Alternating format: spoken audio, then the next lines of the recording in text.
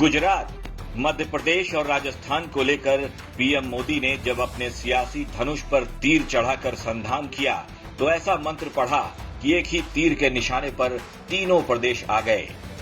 यहां तक कि कांग्रेस शासित राज्य राजस्थान के मुख्यमंत्री को भी मोदी की अगवानी करने के लिए खुद आना पड़ गया, क्योंकि बांसवाड़ा का मानगढ़ धाम आदिवासी वोटरों का वो इलाका है जहां अगर किसी भी पार्टी की पकड़ मजबूत हो जाए तो सियासी राह आसान हो सकती है। कार्यक्रम तो बीजेपी का था, मानगढ़ को आदिवासियों के बलिदान के लिए याद किया गया। अशोक गहलोत ये बात शायद अच्छी तरह से जानते थे कि अब मोदी मानगढ़ आ रहे हैं तो यहां के वोटरों पर असर डालकर ही जाएंगे। लिहाजा सीएम गहलोत भी मोदी की सभा में जा पहुंचे, मोदी के बगल वाली सीट पर ही बैठे, लेकिन तने हुए। मोदी ने न तो गहलोत की ओर देखा, न ही गहलोत ने मोदी को ही भाव दिया। बस औपचारिकता निभाई जा रही थी। सारे नेताओं और सीएम गहलोत का भी मोदी ने मंच से संबोधन किया। इस दौरान गहलोत ने मोदी से इस इलाके को रेल की सुविधा देने की मांग भी कर डाली। प्रधानमंत्री मोदी जी जाते हैं दुनिया के मुल्कों में तो कितना सम्मान मिलता है इनको। क्यों मिलता है? क्योंकि नरेंद्र मोदी जी उस देश के प्रधानमंत्री हैं। नरेंद्र मोदी जी उस देश के प्रधानमंत्री हैं जो हमारे मुल्क में आए हैं, जो गांधी का देश है, जहां लोकतंत्र की जड़ें मजबूत है, गहरी है। 70 साल के बाद में वहां लोकतंत्र जिंदा रहा है। ये दुनिया को एहसास होता है तो उनको गर्व होता है कि उन देश का प्रधानमंत्री मोदी जी हमारे मुल्क में आ रहे हैं। तो आप सोच सकते हो कि किस प्रकार से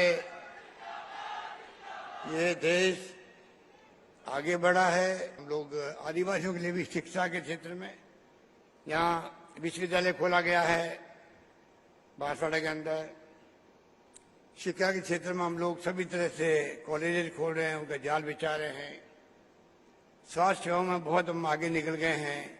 बल्कि मैं आपसे आग्रह करूंगा कि आप अगर हमारा मॉडल जो राजस्थान का चिरंजीव योजना का, उसका अगर आप एग्जामिन करवाएंगे तो हो सकता है कि आप उसको पूरे देश में लागू करना चाहेंगे। पूरी तरह हमने right to health, universal health services देने का प्रारंभ किया राजस्थान के अंदर। उसका लोगों ने स्वागत किया। एक बात जो यहाँ पर पहले रतलाम से डूंगरपुर वाया बांसवाड़ा रेल से जुड़ा हुआ नहीं है, जहाँ हम बैठे हुए हैं जिस जिले में, उसको पिछली बार हम लोगों ने रेलवे की स्कीम थी तो 50% सरकार पैसा देगी, स्टेट गवर्नमेंट देगी। उसको हमने मंजूर किया था उस जमाने के अंदर। उस पर हालात हमारे अच्छे थे, रेवेन्यू अच्छी आ रही थी। तेल निकलने के बाद में 250 करोड़ रुपये में जमा करा दिए रेलवे को, जमीन हमने दे दी, काम शुरू हो गया। बाद में अचानक काम रुक गया है। तो मैं आपसे आग्रह करूंगा कि आप इस प्रोजेक्ट को आप वापस दिखवाएंगे रेल मंत्रालय में, तो आपकी एक सौगात होगी राजस्थान को, आदिवासी क्षेत्र को, कि रतलाम से सीधा डूंगरपुर अहमदाबाद वाया बांसवाड़ा जुड़ जाएगा। और ये मानगढ़ धाम में लोग आएंगे, उनको बहुत बड़ी सुविधा मिल जाएगी। अब बारी थी प्रधानमंत्री के बोलने की। प्रधानमंत्री ने मंच से सीएम अशोक गहलोत के साथ ही बाकी राज्यों के मुख्यमंत्रियों और नेताओं का नाम लिया। इसके बाद अशोक गहलोत पर मोदी ने ऐसा तंज कसा कि गहलोत साहब भी समझ नहीं पा रहे होंगे कि ये उनकी तारीफ हो रही थी या फिर सियासत से उनके रिटायरमेंट का इंतजाम किया जा रहा था। मुख्यमंत्री के नाते अशोक जी और हम साथ साथ काम करते रहे और अशोक जी हमारी जो मुख्यमंत्रियों की जमात थी उसमें सबसे सीनियर थे, सबसे सीनियर मुख्यमंत्रियों में है। और अभी भी हम जो मंच पे बैठे हैं उसमें भी अशोक जी सीनियर मुख्यमंत्रियों में से एक है। तो उनका यहां आना, इस कार्यक्रम में उपस्थित रहना। साथियों, आजादी के अमृत महोत्सव में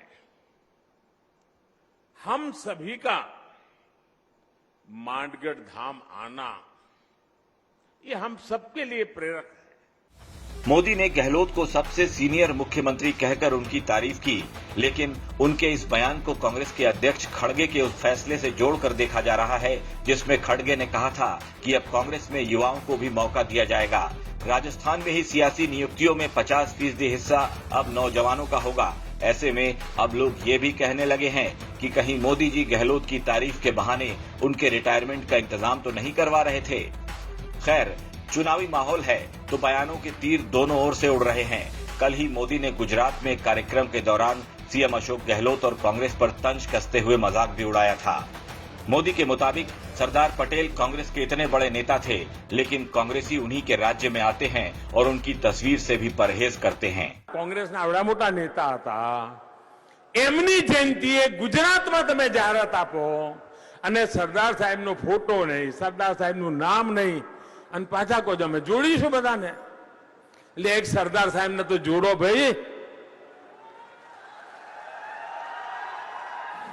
આટલું અપમાન કોંગ્રેસને સરદાર વલ્લભભાઈ પટેલ સામે વાંધો શું છે? ગુજરાત સરદાર સાહેબના અપમાનને ક્યારેય સહન નહીં કરે दोस्तों। राजस्थान सरकार ने सोमवार को गुजराती अखबारों में अपनी उपलब्धियों का बखान करते हुए विज्ञापन दिया था। मोदी ने इस अवसर पर सुजलाम सुफलाम नहर योजना का विरोध करने के लिए गहलोत पर भी हमला बोला।